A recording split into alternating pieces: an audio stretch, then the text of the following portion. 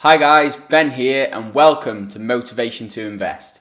Our mission is to motivate you to invest for your financial freedom by providing you with valuable investing tips and strategies. Now, I've received a number of questions from you guys asking what is the best way to screen stocks fast, i.e. what is the best way to research a stock, value it and decide whether you should buy or sell. Valuing a stock is extremely important, and the more time you put into stock market research, the better your returns will be, especially for more obscure companies which can often be overlooked. Now, there are a variety of paid stock screeners online. However, in this video I'm going to give you my top 6 stock market research websites which are free for you to use. Let's dive in.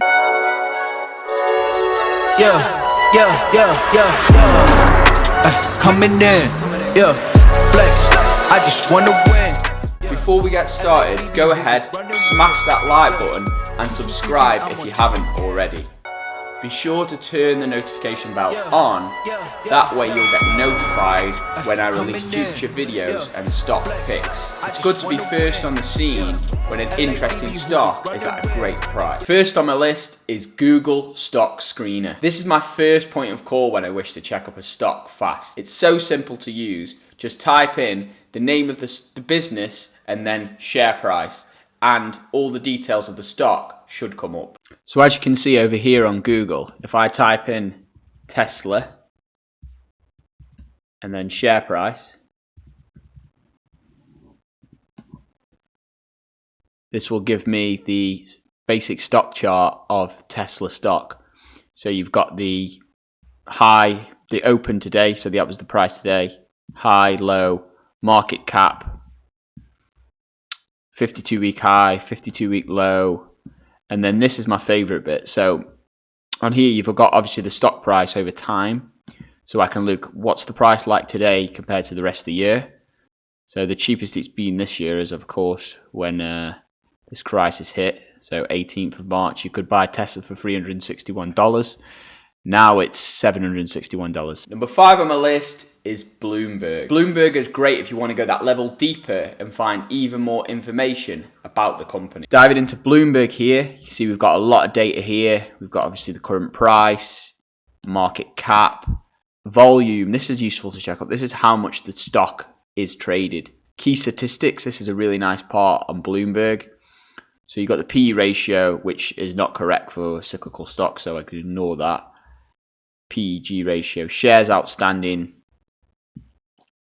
price to book ratio, price to sales ratio. So this is what you should be looking for on automotive stocks. So 5.2538. 1 year return. So if you invested over the previous year, you would be up by nearly 200%, which is amazing. EPS is earnings per share, 0.16. You can also compare Tesla to the sector, the industry. It's just brief information there about Tesla, where it's based. Executives, of course, Elon Musk. This is useful. You've got the income statement, balance sheet, cash flow. So as you can see here, we've got the quarterly revenue, Tesla, the net income, the profit margin, debt to asset ratio. So you can check the balance sheet, see how much debt the company's got. And what you want to be looking for is that there's more assets, especially in the short term, than liabilities. So here you've obviously got more assets and liabilities, especially if you're investing during a recessionary period. You've got your cash flow here, and you can set these to annual as well. So annual, see how much revenue Tesla's earned in 2019. Number 4 is Yahoo Finance. Yahoo Finance is similar to Bloomberg, in which it has more details about the stock, and you can quantifiably research all the different financial metrics you should know. Diving into Yahoo Finance here, you see you can just simply search at the top. So if I search Alphabet, which is the parent company of Google, I personally prefer Google Stock Screener's chart for looking at the price that the stock has been over the past, say, 5 years. So you got all the different details here, all the financial statements of the companies, market cap, trailing PE, forward PE, which are all very useful metrics. So trailing, comparing the price to the past 12 months of revenue. Forward is comparing it to the projected 12 months into the future. Held by insiders, held by institutions. These are all useful to check. Different charts here. Candlestick charts showing trading volume. Coming in at number 3 is Seeking Alpha. This is similar to Yahoo Finance, except it has some extra features which I love, such as its Wall Street analyst rating and value information, such as the PE ratio of the company over time. So diving into Seeking Alpha, this has got a lot of the same financial metrics as mentioned previously, but you've also got the Wall Street analyst rating here. So as you can see here, Wall Street is currently very bullish, which means they're very optimistic about Google's stock at the moment, which is what I've searched here. It has got quite a high valuation, Google, but I'd say relative to other tech giants such as Amazon. If you look at Amazon, Amazon is ridiculously overvalued. Great company, very, very good company, but I'd just say it's overvalued. See, Wall Street is bullish on Amazon as well, which I'd say for a Wall Street investor, yes, because they're never going to get fired for investing into Amazon. I do own a bit of Amazon shares, but I'd be waiting for it to drop a little bit more in value before investing, just because it's a little bit overpriced at the moment. Like if you look at its sector grade PEF. This is also an interesting part. You've got its peers, so it compares Amazon to Apple, to Facebook, to Microsoft. This seems to be comparing the tech giants here in terms of market cap, different metrics.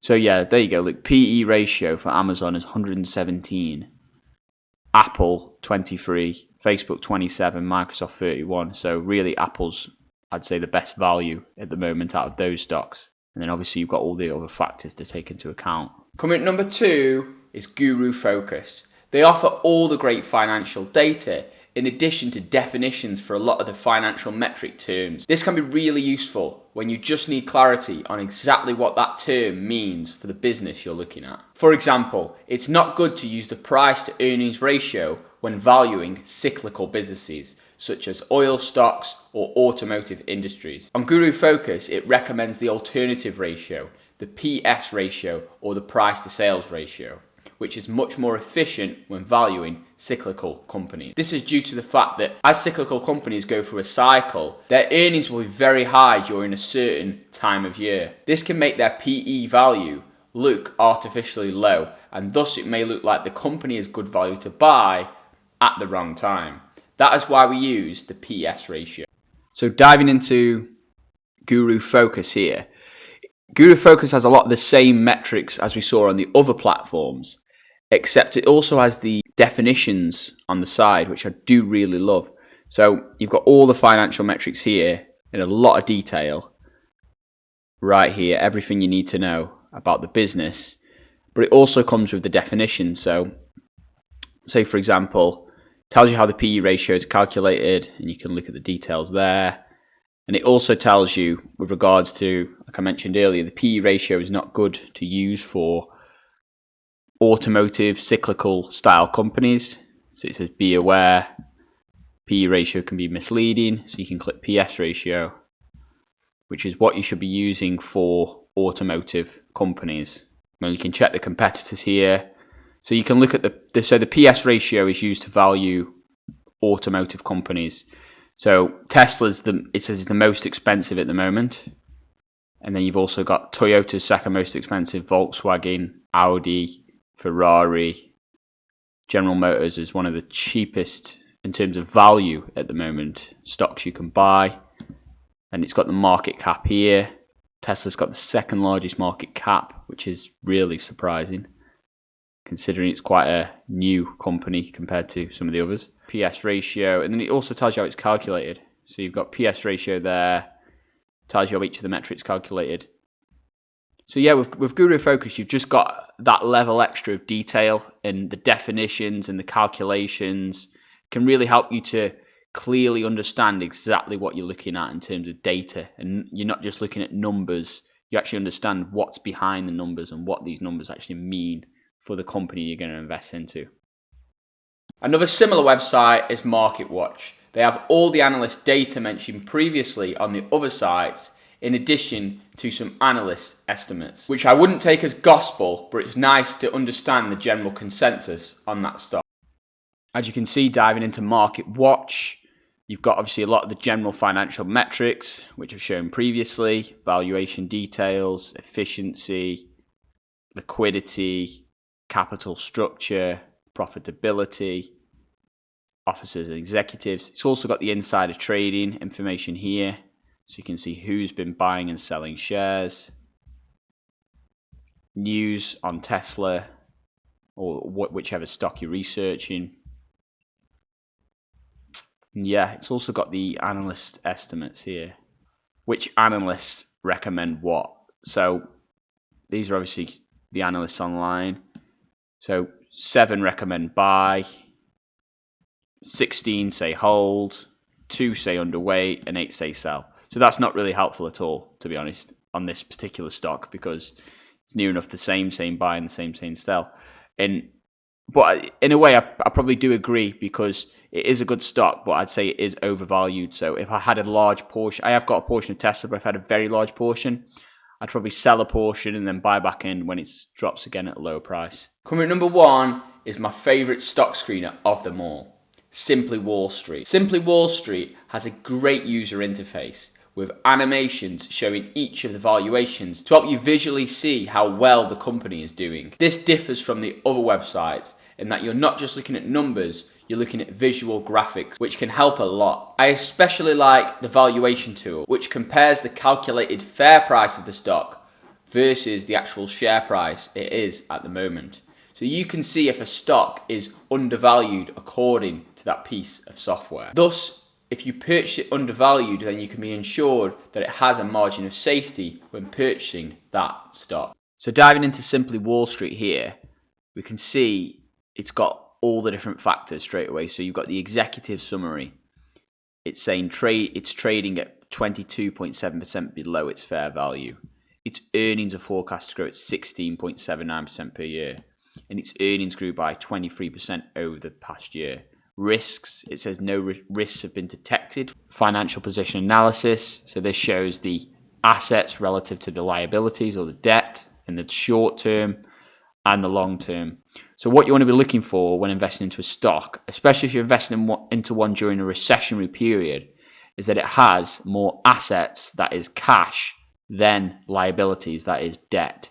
So it's basically got enough cash to service its debts, especially in the short term, if there's a short-term issue going on, for example, like the current crisis. Overall, there are so many stock screeners out there, and which you use depends upon your personal preferences and what information you wish to gather. I personally always go to Google Stock Screener first, just to check the general share price of the company relative to its history. Then when I wish to go into more detail, I head over to Simply Wall Street to check the valuation, to check the balance sheet, to check the insider trading, and other metrics such as PE ratio. After this, I will do my own qualitative research by checking competitors, industry growth, and other analysts' opinions. Then finally, I may check the numbers in greater detail on a website such as Bloomberg or Guru Focus. Now remember, your stock market returns are proportional to the amount of research you put in. The idea is if you know more about that stock than the general consensus, it means you can exploit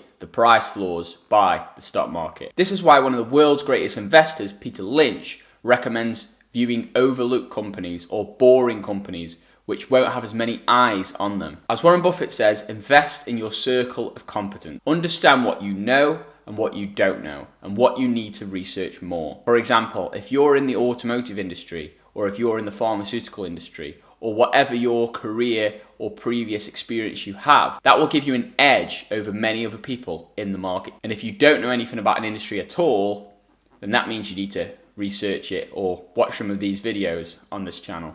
So what's your favorite way of screening stocks?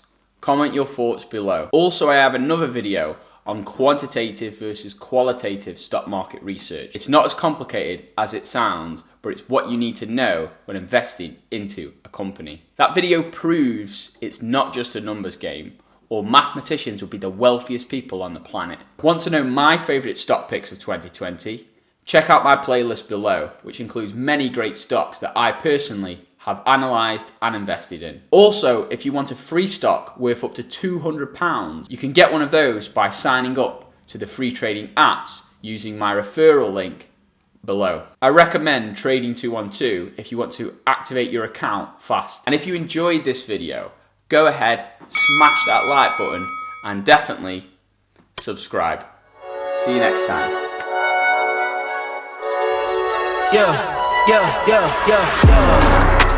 Coming in, yeah, flex. I just wanna win.